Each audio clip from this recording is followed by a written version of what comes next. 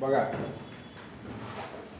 आपण permutation combination आपल्याला शिकायचे, त्यासाठी 11च्या पार्ट 2 मध्ये हा टॉपिक आपल्याला सीईटीला सुद्धा आहे आणि 11च्या पार्ट 2 मध्ये तुम्हाला हा टॉपिक दिसल.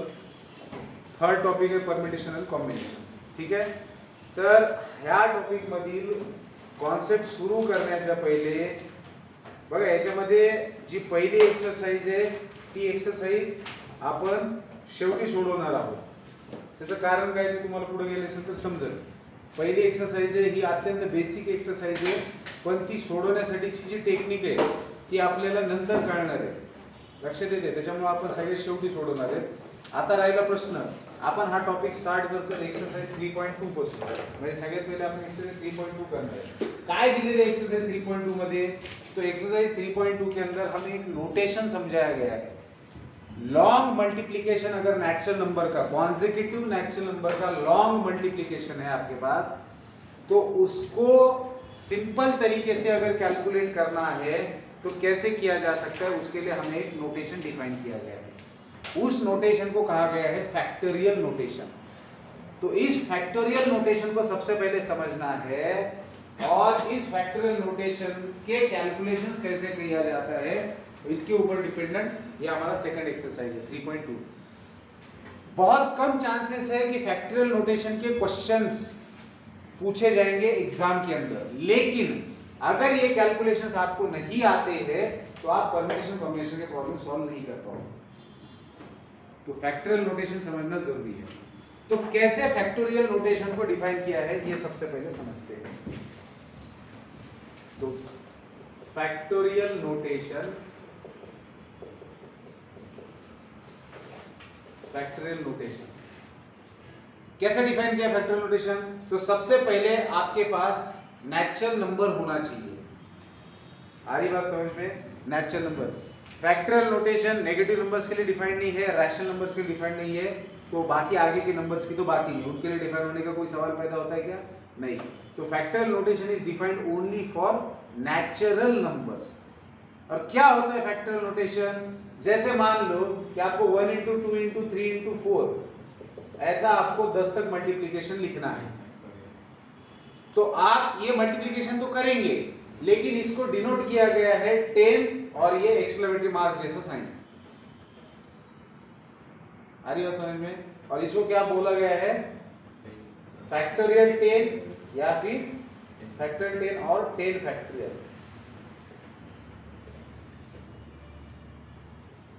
तो इसको एक और तरीके से डिनोट किया जाता है, दैट इज ये इस तरीके से सिंबल में इसको लिखा जाएगा 10, तो भी ये वही हो गया फैक्टोरियल 10. तो देखिए इसको डिफाइन कैसे किया है. If n is a natural number then the product. अब देखिए इन जनरल आपको क्या करना है, if n is a natural number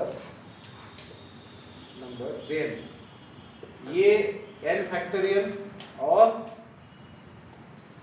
n factorial या फिर फैक्टोरियल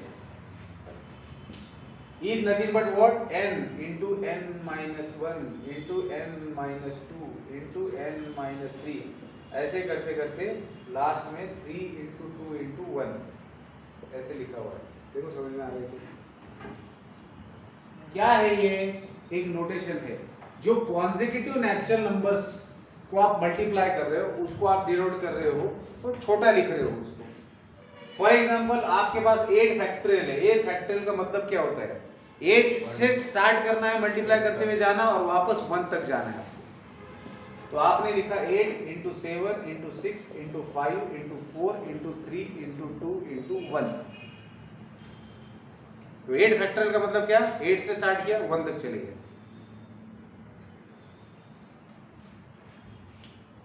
अगर किसी ने ऐसे लिखा है 7 into 6 into 5 into 4, तो क्या इसको आप 7 फैक्टोरियल बोल सकते हो? नहीं.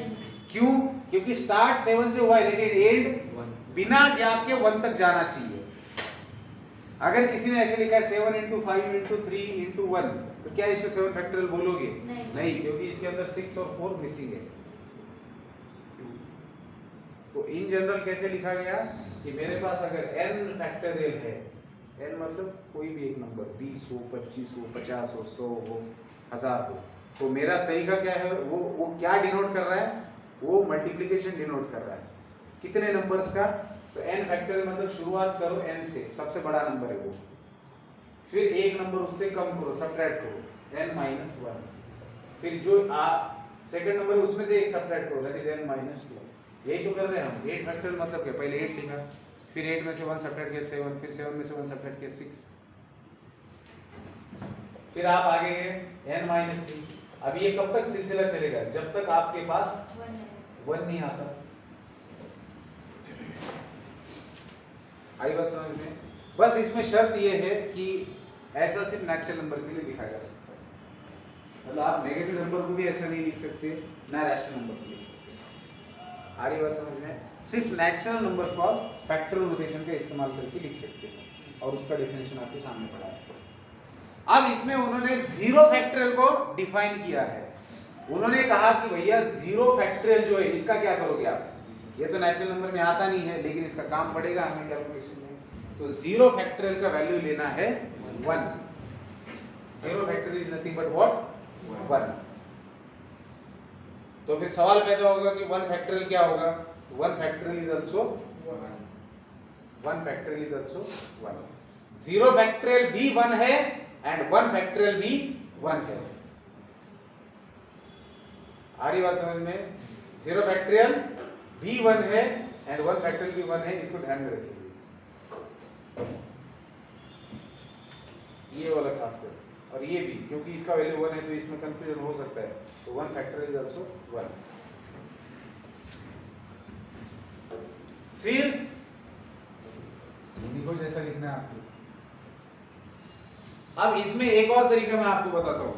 अगर मान लो आपको 8 फैक्टोरियल दिया है, तो 8 फैक्टोरियल को आपकी कैलकुलेशन आपको करना है, जैसे मान लो कुछ कैलकुलेशन करना है, तो उसमें आप इसको ऐसा भी लिख सकते हो। कैसा, 8 फैक्टोरियल का मतलब क्या होता है, 8 into 7। ऐसा कहां तक जा रहा है, 1 तक जा रहे हो, तो आपने यहाँ पर 6 फैक्टोरियल लिख दिया तो कुछ गलती होगी नहीं, लिख सकते हो कि नहीं। तो 8 फैक्टोरियल को आपने लिखा 8 into 7 into 6 फैक्टोरियल, खत्म। हो सकता है कि आपको 8 फैक्टोरियल डिवाइडेड बाय 6 फैक्टोरियल निकालने के लिए कहा गया हो, तो आपने ऐसा लिख दिया, ये पूरा कैंसिल हो गया, आंसर आ गया 56। तो मतलब ये बहुत यूज टू टेक्निक है, ये बहुत बार ऐसे किया जाता है कैलकुलेशंस के अंदर। किसी भी नंबर को कोई एक फैक्टर किया है तो उसको आप तोड़ के कुछ नंबर का मल्टीप्लिकेशन और फिर उसको फैक्टर के फॉर्म में लिखते जा रहे हैं। जैसे मान लो 14 फैक्टोरियल लिखा है, 14 फैक्टोरियल है ना, तो आप इसको लिखना चाहते हो 14 into 13 और इसके बाद आपको 12 फैक्टोरियल लिखना है, लिखो, कोई दिक्कत नहीं है। आई बात समझ में, ठीक है। हाँ, तो फैक्टोरियल नोटेशन समझ में आया। ज्यादातर ये सिंबल बहुत कम जगह पे यूज होता है, लेकिन अगर कहीं पर यूज हो गया तो समझ में आना चाहिए कि फैक्टोरियल की बात हो रही है। अंदर जो लिखा गया नंबर है ये ऐसे, इसके अंदर अगर मान लो 5 लिखा है तो इसका मतलब क्या है, 5 फैक्टोरियल की बात हो रही है। ज्यादातर यही यूज किया जाता है नोटेशन, लेकिन अगर ये यूज किया जाता है तो इसका मतलब क्या है, अंदर जो नंबर लिखा है उसके फैक्टोरियल की बात हो रही है। n फैक्टोरियल या फैक्टोरियल n, दोनों में से कुछ भी बोल सकते हैं आप, आपकी मर्जी। तो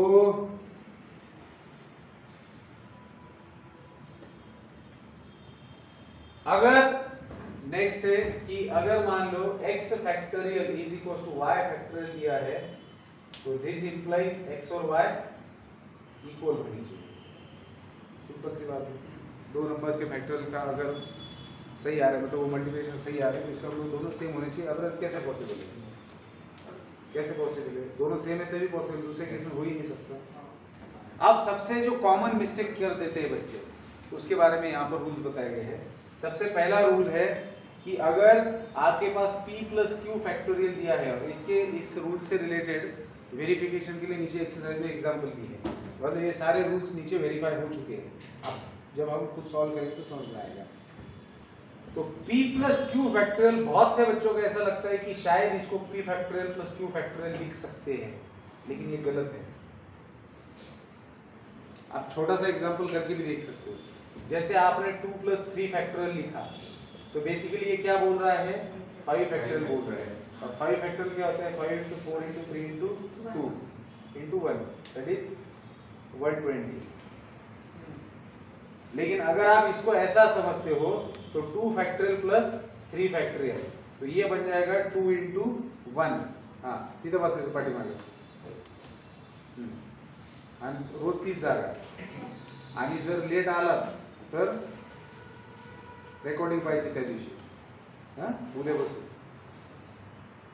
लेट आने का नहीं कल से, अगर आने का है तो टाइम पे आने का, 1-2 मिनट चल सकता है, बहुत हो गया 5 मिनट, उससे ज्यादा नहीं।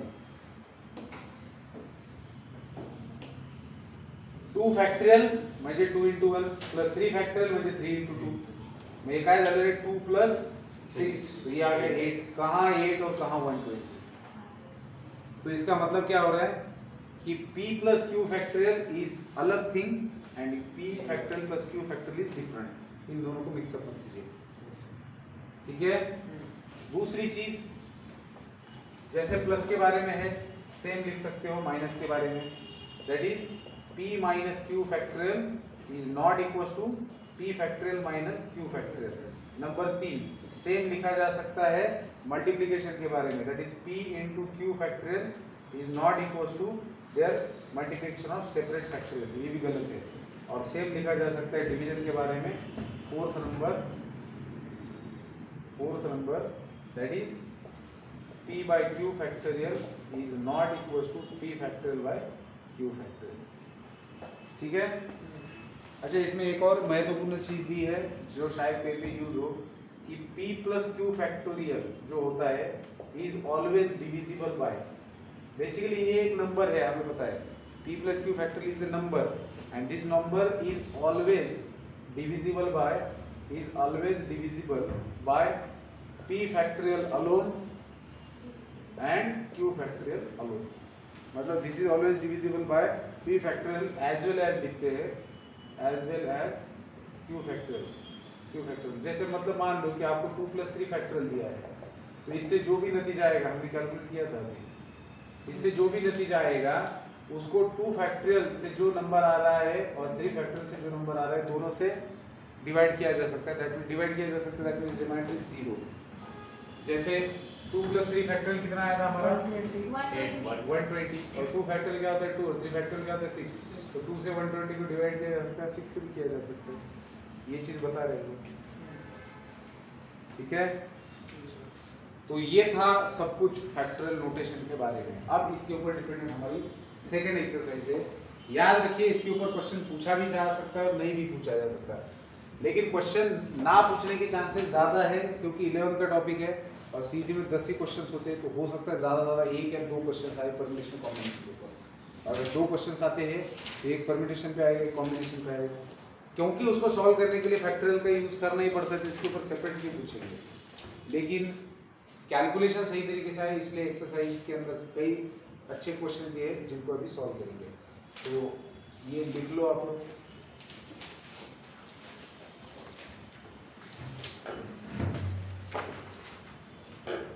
मोबाइल बैग के अंदर रख देना है, गलती से भी निकल गया तो वो लास्ट क्लास होगी, ठीक है।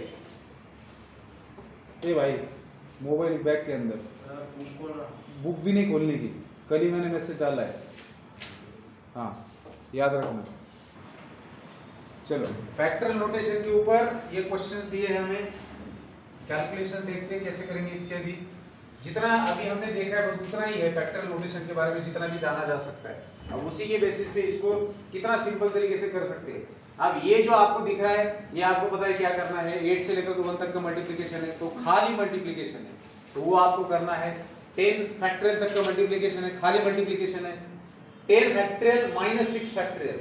अब इसको करते समय आप एक चीज कर सकते हो थोड़ा सा टाइम बचाने के लिए, कि 10 फैक्टोरियल माइनस 6 फैक्टोरियल लिखा हुआ है, तो आप इसको 10 into 9 into 8 into 7 into 6 factorial तक लेके जाइए, और यहाँ पर आपके 6 फैक्टोरियल है, फिर आप दोनों से 6 फैक्टोरियल कॉमन निकाल सकते हो, तो बचेगा क्या 10 इंटू 9 इंटू 8 इंटू 7 माइनस 1, बस। अब ये थोड़ा सा आपका मल्टीप्लिकेशन कम हो गया, ठीक है। तो ये निकालिए और फिर उसको ये मल्टीप्लाई कीजिए। बड़ा मल्टीप्लिकेशन है, ऐसे क्वेश्चन एग्जाम में नहीं पूछते, सिर्फ कैलकुलेशन समझने के लिए दिया गया है, ठीक है। तो जो भी मल्टीप्लिकेशन आएगा वो लिखना है। क्वेश्चन नंबर 4, 10 माइनस 6 फैक्टोरियल मतलब क्या निकालने के लिए बोला है 4 फैक्टोरियल, जो आप निकाल सकते हो। ठीक है, क्वेश्चन नंबर 2 के अंदर पहला क्या दिया है 12 factorial upon 6 factorial, 12 factorial upon 6 factorial. क्या करेंगे 12 11 10 9 8 7 6 फैक्टोरियल डिवाइडेड बाय कैंसिल हुआ, बाकी बचा कर लो। नंबर 2 12 बाय 6 फैक्टोरियल मतलब 2 फैक्टोरियल मतलब 2 फैक्टोरियल मतलब 2। क्वेश्चन नंबर 3 3 into 2 फैक्टोरियल मतलब क्या 6 फैक्टोरियल मतलब क्या 6 into 5 up to 1। Number 4 3 factorial into 2 factorial क्या करेंगे 3 into 2 into 2 that is nothing but 3 factorial 3 into 2 into 1 2 factorial मतलब 2 into 1। फिफ्थ वाला 9 factorial upon 3 factorial into 6 factorial क्या करेंगे, इनमें से बड़ा कौन दिख रहा है 6, तो 9 को जो पीछे ले जा रहे हो 9 into 7 8 into 7 6 factorial divided by 3 factorial into 6 factorial, तो 6 फैक्टोरियल कैंसिल हो गया। अब आपके पास क्या बचा है 9 into 10 into 7 और 3 फैक्टोरियल होगा 3 into 2। ठीक है, question number 6 factorial minus 4 factorial divided by 4 factorial. अब 6 फैक्टोरियल माइनस 4 फैक्टोरियल, इसको गलती से बहुत से लोग 2 फैक्टोरियल लिख देते हैं न्यूमरेटर को, फिर उसका मतलब क्या हो जाएगा, अगर मैंने 6 फैक्टोरियल माइनस 4 फैक्टोरियल को 2 फैक्टोरियल लिख दिया तो उसका मतलब ये हो जाएगा कि मैंने p माइनस q फैक्टोरियल को p factorial minus q factorial से इक्वेट कर दिया।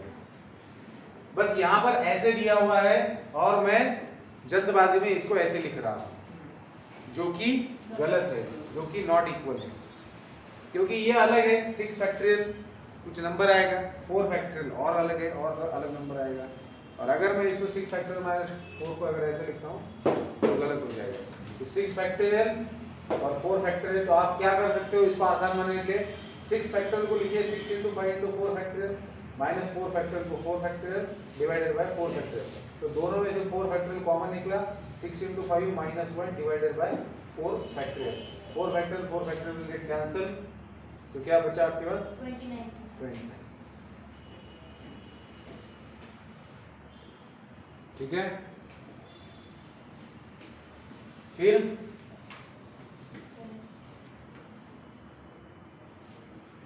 7th वाला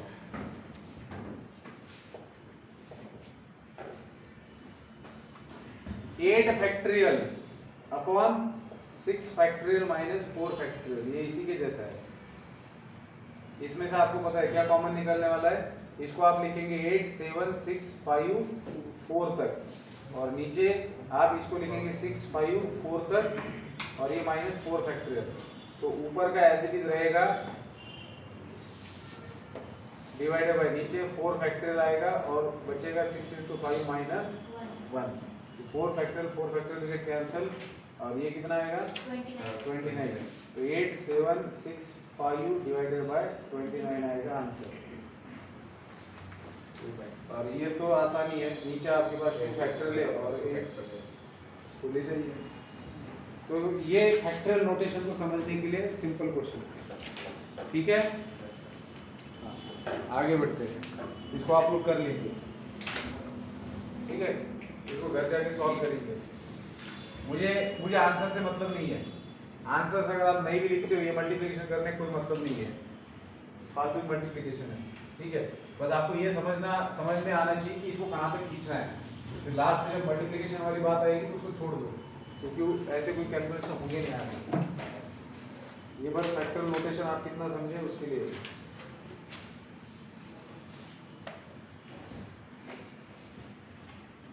ये क्वेश्चन देखिए, इसमें और फैक्टोरियल नोटेशन अच्छे से समझ में आएगा।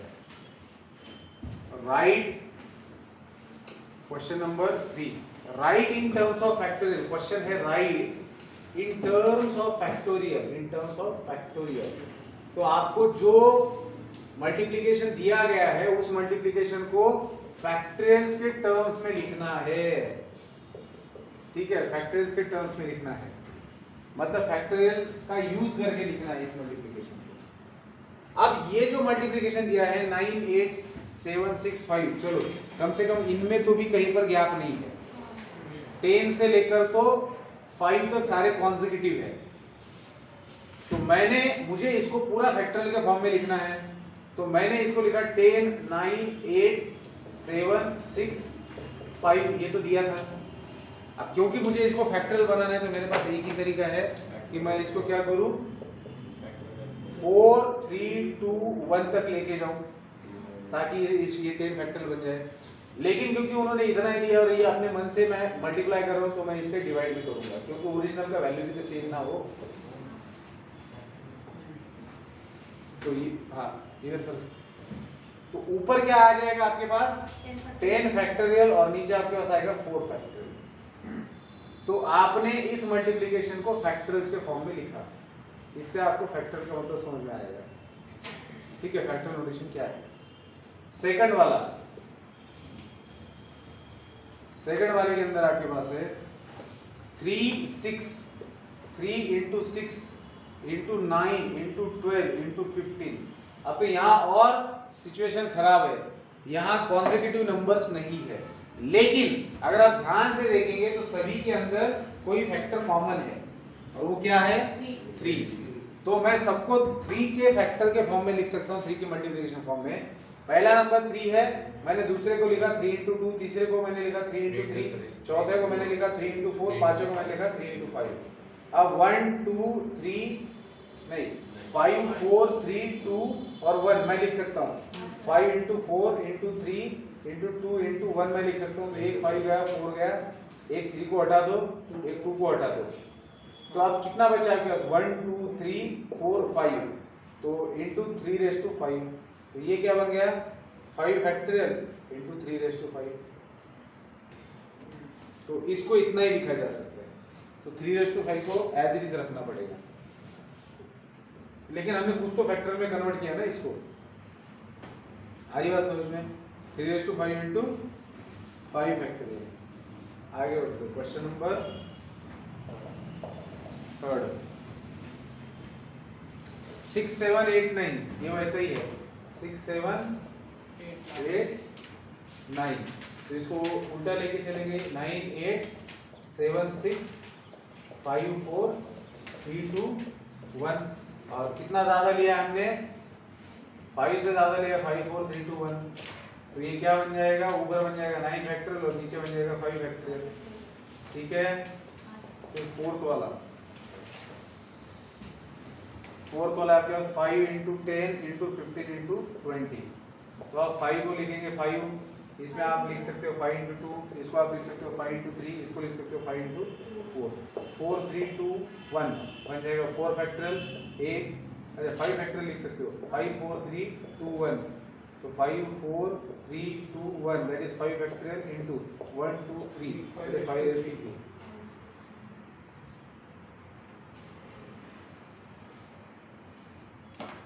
लिख दिया फैक्टोरियल के फॉर्म में। नेक्स्ट क्वेश्चन, इवैल्यूएट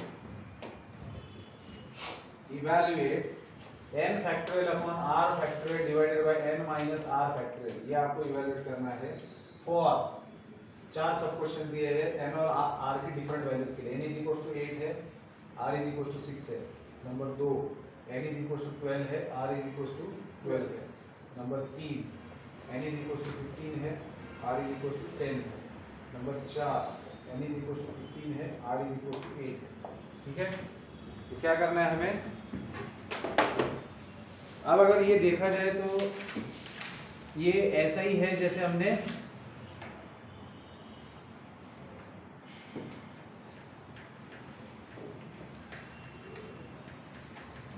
जो अभी क्वेश्चंस किए हैं ये उसी के जैसा है।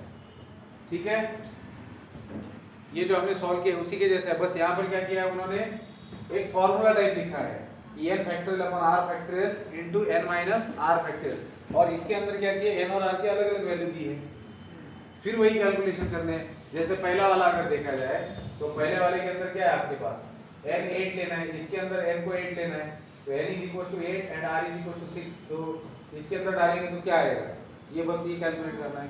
तो n का वैल्यू 8, तो 8 फैक्टोरियल डिवाइडेड बाय r मतलब 6 factorial and n minus r मतलब 8 माइनस 6 फैक्टोरियल। तो 8 फैक्टोरियल तो 8 फैक्टोरियल है, 6 फैक्टोरियल 6 फैक्टोरियल और ये 2 फैक्टोरियल है। तो आप 8 को लिखेंगे 8 into 7 into 6 factorial divided by 6 factorial into 2 factorial. तो 6 फैक्टोरियल विल गेट कैंसल, क्या मिलेगा आपको? जो भी आएगा सर 4 to the 8 2 फैक्टोरियल भी यही होगा ना। हाँ 2 4 the 8 तो 28 आएगा। ठीक है, तो बस ऐसे बाकी के क्वेश्चंस करने हैं आपको। ठीक है,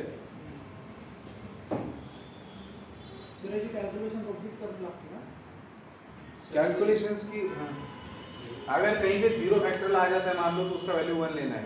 जैसे सेकंड वाले के अंदर जीरो फैक्टोरियल आ रहा है नीचे, 12 दिया है ना सेकंड के अंदर, तो n माइनस आर करेंगे तो 12 माइनस 12 जीरो आ जाएगा, तो जीरो फैक्टोरियल का वैल्यू 1 आएगा। और ऊपर का 12 और नीचे का 12 कैंसिल होकर आंसर भी 1 ही आएगा। क्या ये वाले भी कौन सा? हां क्या करना है आपको? फॉर्मूला दे रखे हैं। अब इसमें आपको क्या बोला है मैंने कि n का वैल्यू ये लेना है और r का वैल्यू ये लीजिए, इसके अंदर रखिए। तो हमने n का वैल्यू 8 ले लिया, यहाँ पर रख दिया, r का वैल्यू 6 लिया, यहाँ पर रख दिया, और n माइनस r, n का वैल्यू r पर रख दिया। अब 8 factorial as it is, 6 factorial as it is, 8 minus 6 2 factorial. 8 factorial को आपने कहाँ तक लेके गए? 6 फैक्टोरियल तक, क्योंकि नीचे 6 फैक्टोरियल लिखा गया है। 8 7 6 6 6 कैंसिल हो गए, 2 फैक्टोरियल मतलब 2 into 1 that is 2, 2 से डिवाइड करो। बस लो, आई बात समझ में? सर इधर हम मतलब आपने लिखा ना 5 factorial by 5 factorial into 5 raise to 3 वहाँ का अपन मल्टीप्लाई करके वैल्यू नहीं डाल सकते। इधर 5 क्यूब का 75 समझो 5 इसलिए 125, हाँ 125 लिखना है, लिखो।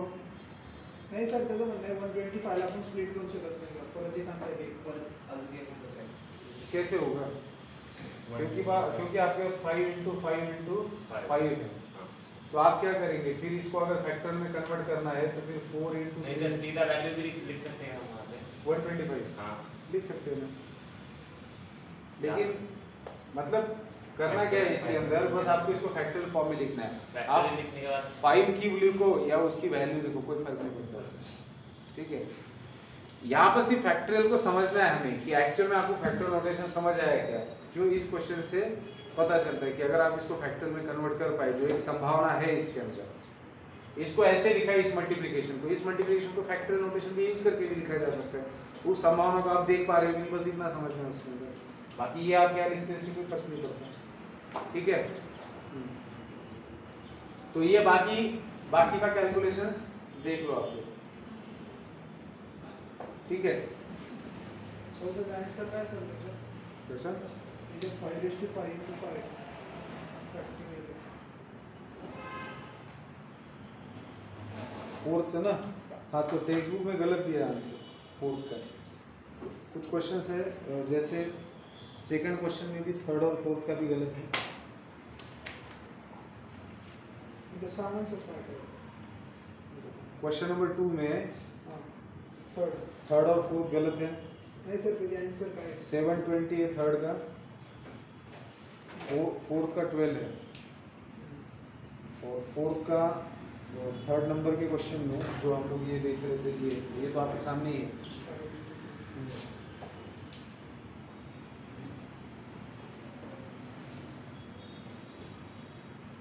अब इन्होंने देखो कैसे लिखा है इसी को, मैंने ये ऐसा लिखा है और उन्होंने इसी क्वेश्चन को ऐसा लिखा है 4 फैक्टोरियल into 5 raised to 4, एक ही बात है। मतलब उन्होंने क्या किया, मैंने जैसे 5 4 3 2 1 तक गया मैं, तो सिर्फ 4 3 2 1 तक गए, सब 5 को एक साथ ले लिया, दोनों भी चल जाता है, कोई दिक्कत नहीं। मेन चीज समझ जाओ आप कि आपको इस मल्टीप्लिकेशन को फैक्टोरियल का नोटेशन इस्तेमाल करके लिखना आता है कि नहीं। अगर आता है तो फिर बात ठीक है, समझ आई बात? फिर नेक्स्ट क्वेश्चन है फाइंड n इफ, ये लिखना है, लिख लो 2 मिनट में।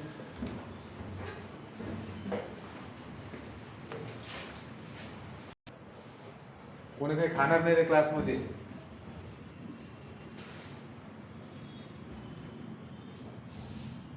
आता दिसलं 8 दिवसासाठी बंद बहुत जणांनी क्लासमध्ये लक्ष देते का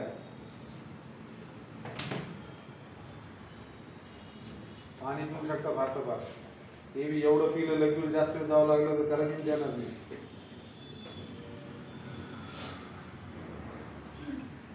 question number 5 Question number 5. Find n. Find n if number 8, n by 8 factorial, 3 by 6 factorial, 1 factorial by 4 factorial. Number 2, n by 6 factorial, 4 by 8 factorial, 3 by 6 factorial. Number 3. 1 factorial by n factorial, 1 factorial by 4 factorial, minus 4 by 5 factorial. Number 4, n plus 1 factorial is equal to 42 into n minus 1 factorial. Number 5, n plus 3 factorial is equal to 110 into n plus 1 factorial. ठीक है? 4 factorial common multiply.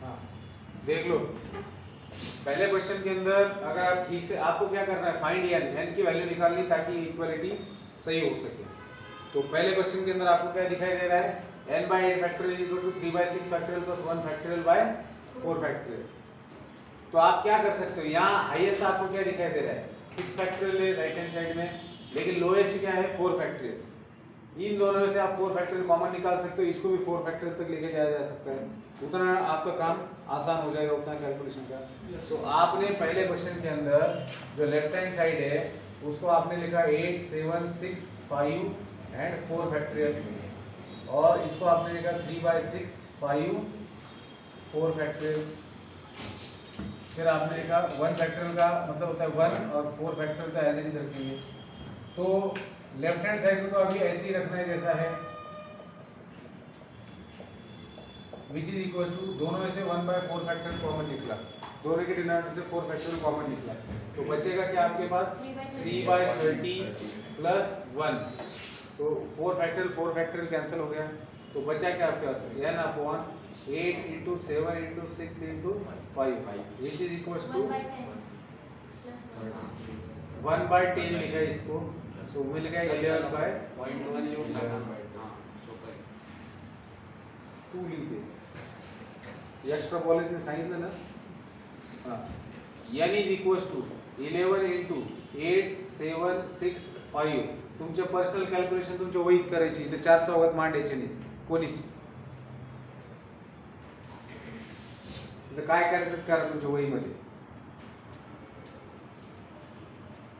झाले करून टाका question number 2 n upon 6 factorial is equals to 4 upon 8 factorial plus 3 upon 6 factorial कोण दिसतंय सगळ्यात छोटं 6 factorial तो सगळ्यांमध्ये आहे I म्हणजे n upon 6 factorial is equals to 4 upon 8 into 7 into 6 6 factorial factorial plus 3 upon 6 factorial. तो आपको मिलेगा 1 by 6 factorial and 4 by 56 8 into 7 plus 3 n by 6 factorial 6 factorial cancel हो गया यहाँ भी आप कर सकते हो 4 के 4 बोल लो मुझे 4 दूनी 8 n is equals to 1 by 14 plus 3 तो n is equals to कितना हो जाएगा 43 n is equals to 43 by 14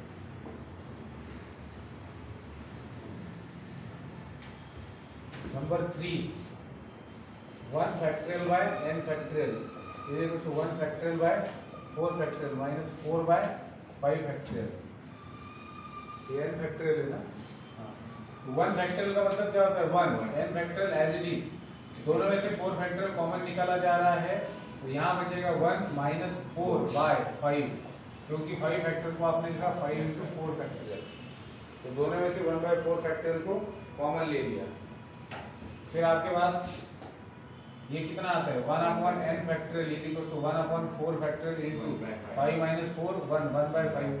लेकिन ये 5 × 4 फैक्टोरियल क्या होता है 1/5 फैक्टोरियल होगा कि नहीं। Yes sir 5 × 4 factorial yes 4 factorial मतलब क्या 4 3 2 1 और 5 है 5 × 4 × 3 × 2 5 फैक्टोरियल को ऐसा नहीं लिख सकते हम 5 × 4 फैक्टोरियल यही तो है ना ये। हाँ सर तो 4 फैक्टोरियल इंटू 5 लिखो या 5 × 4 फैक्टोरियल लिखो एक ही तो बात है। ये बन गया 5 फैक्टोरियल तो इसका रेसिप्रोकल लिया तो क्या मिलेगा n factorial is equal to 5 factorial और अगर ऐसा तभी होता है जब n इज इक्वल टू 5 हो।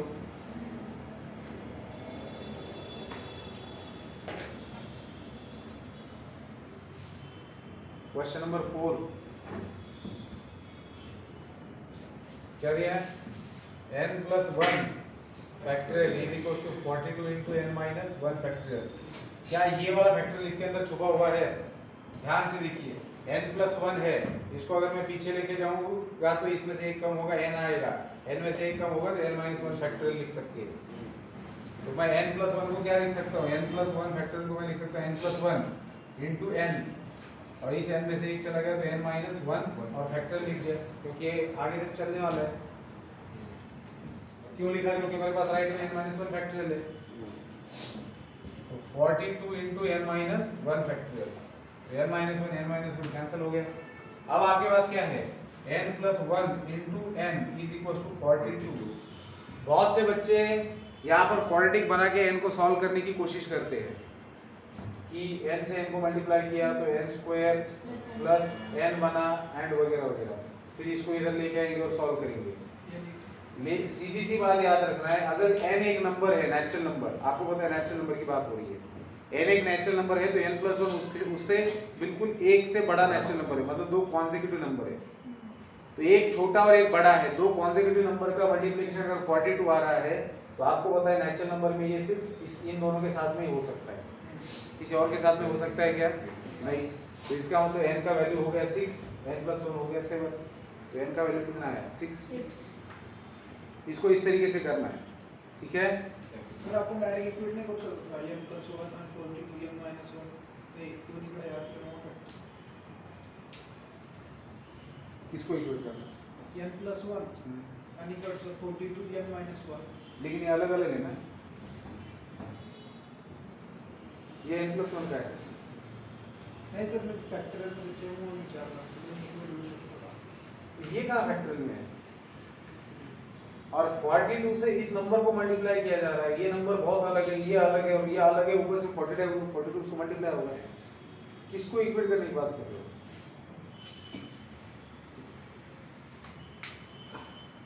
ये कैंसिल होने के ये सेम ये क्या है इसमें इक्वेट क्यों करेंगे क्यों भी सेम नहीं है।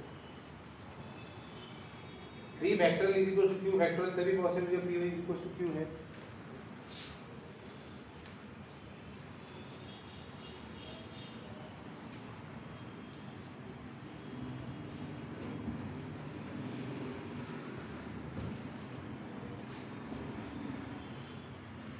नंबर का क्वेश्चन n + 3 है मतलब n + 1 से बड़ा है हां n + 1 से 2 से बड़ा है तो अगर मैं इसको पीछे ले जाऊं तो मुझे n + 1 मिल सकता है। तो n + 3 फैक्टोरियल को लिख सकते हैं n + 3 फिर पीछे जा रहे तो n + 3 में से एक चला गया तो n + 2 फैक्टोरियल का मतलब क्या होता है जो नंबर दिए उससे एक एक से पीछे जाते हैं 1 तक फिर n + 2 में से 1 चला गया तो क्या मिलेगा n + 1 factorial which equals to 1 1 0 n + 1 factorial तो n + 1 कैंसिल हो गया तो n + 3 into n + 2 is equals to 1 1 0। तो यहाँ भी गौर से देखना n + 2 अगर एक नंबर है तो उससे एक से बड़ा ये दूसरा नंबर है और क्योंकि n नेचुरल नंबर है तो उसमें दो ऐड करोगे तो भी नेचुरल नंबर है मतलब दो कॉन्सेक्यूटिव नेचुरल नंबर है जिनका मल्टीप्लिकेशन 1 1 0 है। कौन से दो हो सकते हो 11 and 10 तो जो बड़ा है उसको 11 कहेंगे जो छोटा है उसको 10 कहेंगे तो n + 3 हो गया 11 के बराबर तो n का वैल्यू आ गया 8। अगर आप इससे भी निकालते हो n + 2 हो गया 10 के बराबर तो n का वैल्यू आ गया 8। कोई भी दोनों से यूज करो लिख लो।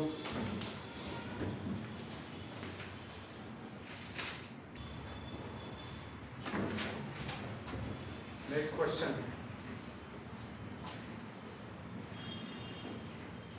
क्वेश्चन नंबर 6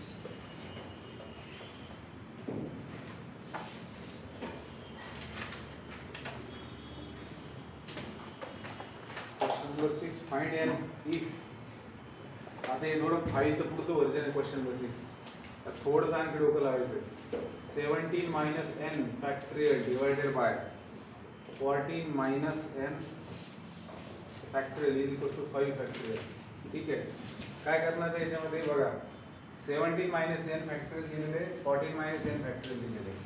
आता तुम्ही वरच्याकडे जर पाहिलं तर त्याच्यातून एक एक जर वजा करत गेले तर 17 minus n फॅक्टोरियल आहे. याला कसं लिहिणार आपण?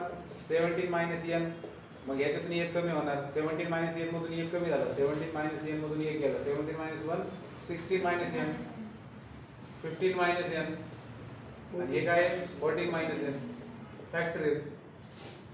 कळतंय का? हो सर. म्हणजे तुम्ही कसं लिहिणार आहे?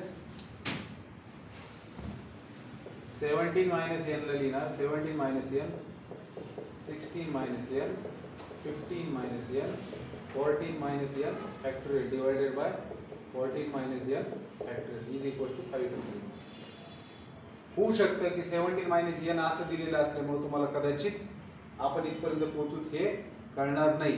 पण लक्षात ठेवायचं कधी फॅक्टोरियल नोटेशनला पाठीमागे घेऊन जात असताना जे दिलेले त्याच्यात एक एक कमी होत चालत असतं. कहते जो भी दिया है उसके अंदर एक एक कमी आएगा. तो 17 minus n एक नंबर है हमारे लिए. जरूर उन्होंने 17 minus n दिया है लेकिन इससे कोई फर्क नहीं पड़ता. अगर 17 minus n फैक्टोरियल है और अगर मुझे उसे मल्टीप्लिकेशन के फॉर्म में लिखना है तो मैं 17 minus n into 17 minus n minus 1 लिखूंगा. लेकिन इस नंबर में से एक को हटा दिया तो 16 minus n बच रहा है. आ रही बात समझ में? ठीक है. तो 17 minus n फैक्टोरियल जो है इसको हम अगर पीछे लेके गए तो हमें क्या मिल रहा है? 14 minus n तक मिल रहा है. तो ये दोनों कैंसिल हो गए. अब आपके पास है 17 minus n, 16 minus n, 15 minus n is equal to 5 factorial. 5 मतलब क्या? 5 4 3 2 1. अब अगर आप ध्यान से देखेंगे तो ये जो नंबर्स आपको दिखाई दे रहे हैं, जैसे मान लो कि n को आप कुछ 10 मान लेते हो, n को मान लो 10 मान लिया तो 17 में से 10 चला गया, कितना बचेगा? 7. 16 में से 10 चला गया, कितना बचेगा? और 15 में से 10 चला गया, कितना बचेगा? 15 से 10 चला गया, 5 बचेगा. तो तीनों का मल्टीप्लिकेशन है. 3 कॉन्जिक्यूटिव नेचुरल नंबर्स का मल्टीप्लिकेशन है. तो 3 कॉन्जिक्यूटिव नेचुरल नंबर्स का मल्टीप्लिकेशन है, लेकिन यहाँ पर 4 आ रहे हैं. तो अगर आप इन दोनों को मल्टीप्लाई करते हो तो आपको क्या मिलेगा? 6 into 5 into 4. अब यहाँ पर भी ये देखना है कि इनमें से कौन सबसे बड़ा है. तो ऑब्वियसली 17 minus n बड़ा है. तीनों नंबर्स में से एक ही नंबर सब्ट्रैक्ट हो रहा है, तो ये मायने नहीं रखता. ये यहाँ कौन बड़ा है ये मायने रखता है. तो 6 वैल्यू किसको जाएगा? 17 minus n को. तो 17 minus n बन गया 6. तो इससे आपको n का वैल्यू मिल जाएगा. किसी भी एक से ऑप्शन करना है तो n इज इक्वल टू क्या आएगा? 17 minus 6 that is n is equal to 11.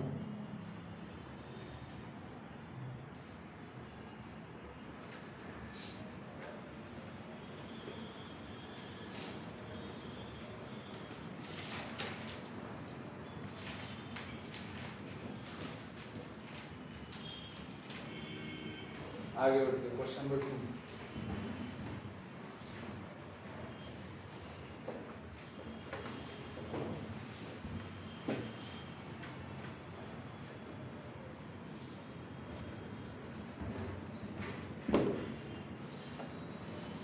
Question number 2.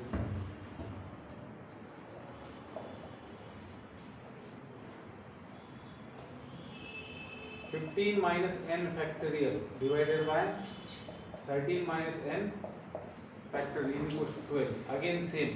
15 पीछे ले के जाइए. 15 minus n एक कम किया, 14 minus n एक कम किया, 13 minus n factorial divided by 13 minus n factorial. This is equals to 12. तो 13 minus n factorial तो क्या मिल रहा है आपको? एक नंबर उसका कॉन्जिक्यूटिव नंबर, दोनों का मल्टीप्लिकेशन. तो 15 minus n into 14 minus n is equal to 4 into 3. दो कॉन्जिक्यूटिव नंबर्स का मल्टीप्लिकेशन. कोई और 12 को कोई और तरीके से लिखा जा सकता है कि दो कॉन्जिक्यूटिव नंबर्स का मल्टीप्लिकेशन? एक ही तरीका है. और इन दोनों में बड़ा कौन है? 15 minus n is greater, तो 15 minus n is equal to 4. तो n का वैल्यू कितना आ गया 11।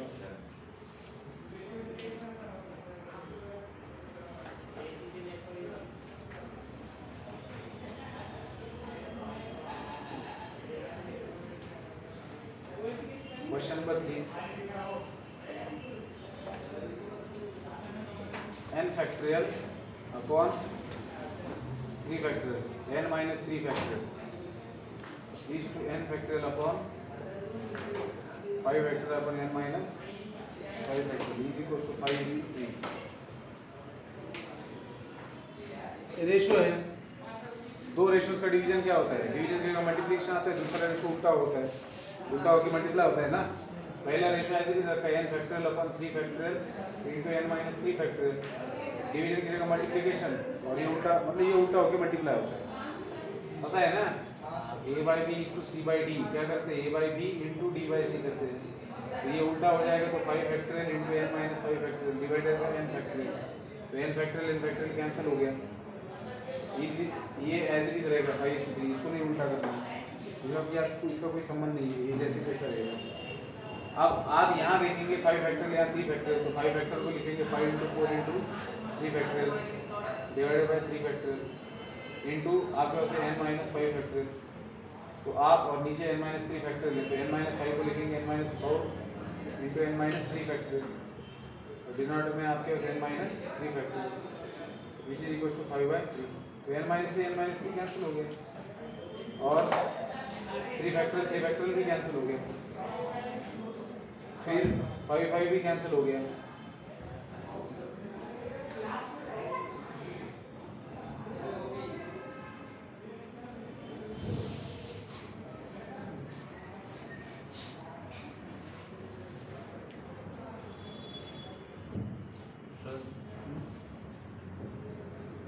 सिंपली 4 into 3 आना।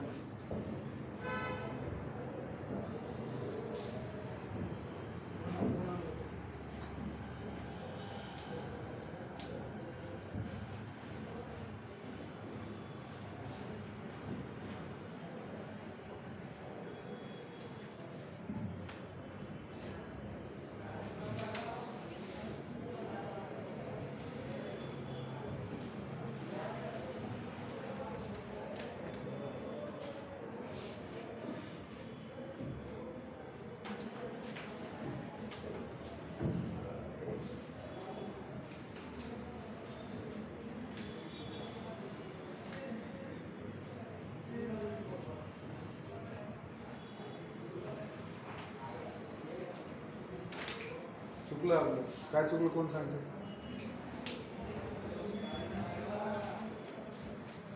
हे इथपर्यंत बरोबर आहे, ह्याच्या खाली मी चूक केली, कोण सांगतं काय चुकली?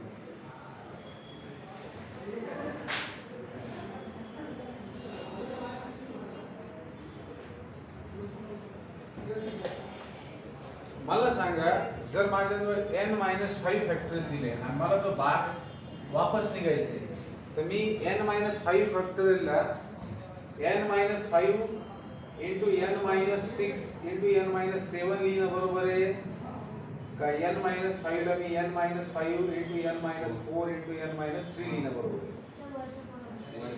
वरचं बरोबर आहे की नाही? मग आपण काय केलं तर उलट लिहिलं ना मी, म्हणजे याचा अर्थ याला कमी करायची गरज नव्हती, हे मोठे, कारण जब मैं इसको पीछे ले जाऊंगा तो n माइनस 3 फैक्टोरियल बनेगा n minus 3 into n minus 4 into n minus 5, तो ये n फैक्टोरियल ये इतना यहाँ तक सही है। यहाँ क्या हो जाएगा? 5 फैक्टोरियल बनेगा 5 into 4 into 3 factorial divided by 3 factorial, और ये ऊपर का एज इट इज रखना है n माइनस 5 फैक्टोरियल, ये भी एज इट इज रहेगा, लेकिन n माइनस 3 फैक्टोरियल क्या होगा? n माइनस 3, उसमें से एक कम किया n माइनस 4, उसमें से एक कम किया n माइनस 5 और उसको दे दिया फैक्टोरियल, तो ये कैंसिल हो जाएगा, ये 3 3 कैंसिल हो जाएगा, 5 5 कैंसिल हो जाएगा, तो अब आपके पास क्या आएगा? ये 3 इधर आके 4 को मल्टीप्लाई करेगा, 4 इंटू 3 आएगा, और ये डिनोमिनेटर को इधर जाके 1 को मल्टीप्लाई करेगा, तो n minus 3 into n minus 4 आएगा। अब यहाँ ध्यान से रखना, ध्यान से देखना कि कौन सा नंबर बड़ा है, तो याद रखना छोटा नंबर सब्ट्रैक्ट हो रहा है तो वो नंबर बड़ा है, मतलब n में से 3 सब्ट्रैक्ट होगा तो बड़ा नंबर बचेगा ना, रादर देन n में से 4 सब्ट्रैक्ट होगा। जैसे मान लो n को 10 मान लेते, तो 10 माइनस 3 क्या होगा? 7, और 10 माइनस 4 क्या होगा? 6, तो इन दोनों में बड़ा कौन है? और जब समझ में ना आए ऐसे सिचुएशन में तो n का वैल्यू कुछ ना कुछ रख देना है नेचुरल नंबर और देखना है कौन बड़ा है दोनों में से। तो कौन बड़ा है इनमें से? तो यहाँ कौन बड़ा है? तो ये आ जाएगी इसकी वैल्यू। तो n-3 इज इक्वल टू 4, तो ये n आएगा 7। लेकिन अगर आप इसको इसके साथ इक्वेट कर देते हो तो आपको क्या मिलेगा? n-4 इज इक्वल टू 3 और आपको यहाँ पर भी वही मिलेगा। सर ते वरच्या केसमध्ये कसं पाहिजे 17 मायनस 1 16 मायनस हाँ क्या? ते तू म्हणले ना आता इथून n-3 होतं वरती समजा 3 मायनस 1 हाँ तो ठीक है ना, यहाँ पे भी वही करो, कोई भी नंबर रख लो। यहाँ पे तो बहुत सीधा है ना समझना कि ये बड़ा है ये छोटा है ये छोटा है और एक ही नंबर अगर सब्ट्रैक्ट होगा तो जो बड़े में से सब्ट्रैक्ट होगा तो वहाँ बड़े बचेगा ना। लेकिन दोनों में भी एक ही चीज है, आप n की वैल्यू कुछ भी रख के देखिए, 1 रखिए 2 रखिए जो रखना रखिए, नेचुरल नंबर रखिए, देखिए क्या है। तो एक बात हमेशा याद रखना लेकिन कि अगर मान लो आपको अब जैसे यहाँ पर n-5 फैक्टोरियल दिया है तो यहाँ हमेशा याद रखना कि n की वैल्यू जो है वो हमेशा ग्रेटर देन और इक्वल टू 5 रहनी चाहिए। क्या कहा मैंने? अगर मैंने n-5 फैक्टोरियल लिखा है तो this is defined only when n is greater than equal to 5। ऐसे क्यों लिखा है मैंने? कारण की नॅचरल नंबर राहायला पाहिजे। हाँ, अगर n 5 से लेस हो जाता है जैसे 4 हो गया तो 4 माइनस 5 माइनस 1 होगा और माइनस नेगेटिव का फैक्टोरियल डिफाइन किया है क्या? आ रही बात समझ में? तो ये था हमारा क्वेश्चन नंबर 6 का 3। तो ठीक है, बाकी बच्चों के क्वेश्चंस कल देखेंगे।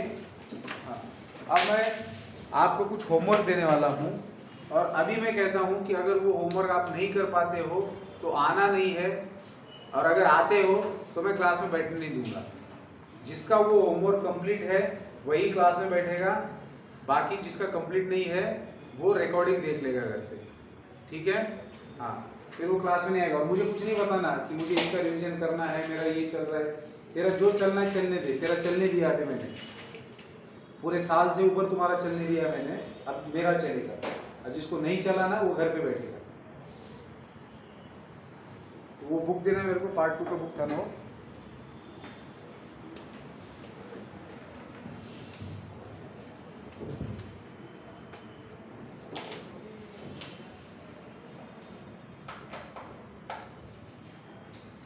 एप्लीकेशन ऑफ डेरिवेटिव जो टॉपिक है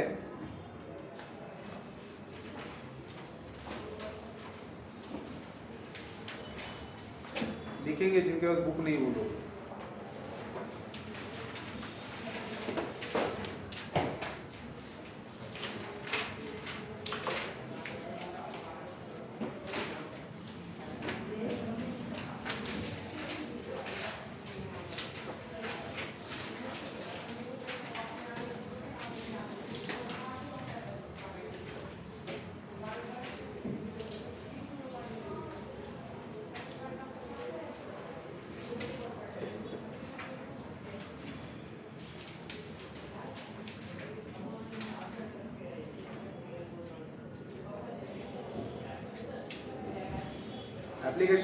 Application of derivative exercise 2.1 exercise 2.1 हाँ डी वही मध्ये exercise 2.1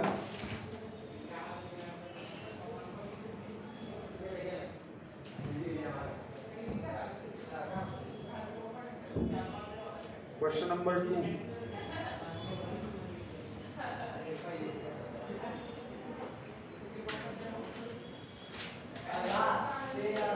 question number 5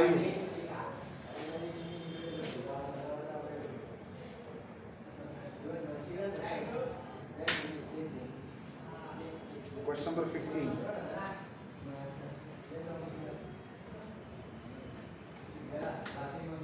exercise 2.2 प्रत्येक क्वेश्चन का पहला क्वेश्चन, उसके अंदर 6 क्वेश्चन है, हर क्वेश्चन में से पहला क्वेश्चन सॉल्व करके लाना, ठीक है? प्रत्येक क्वेश्चन का पहला क्वेश्चन है।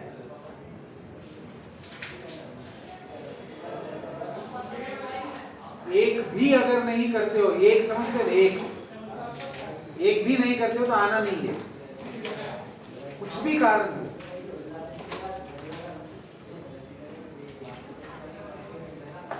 एक्सरसाइज 2.3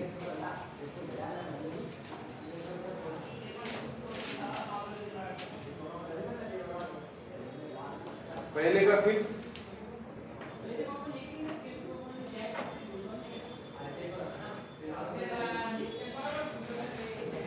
दूसरा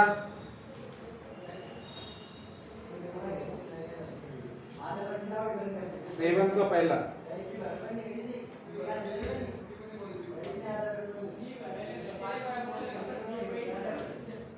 एक्सरसाइज 2.4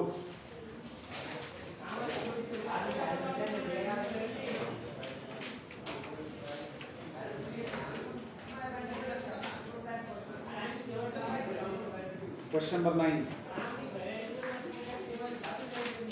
क्वेश्चन नंबर 9, ठीक है। क्वेश्चन नंबर 9 समझते हैं, उसके अंदर 6 क्वेश्चन थे सारे। अगर ये नहीं करके लाते हो एक भी क्वेश्चन तो आने का नहीं है, ठीक है। किसी को दिक्कत है तो पेरेंट्स को बता सकता है।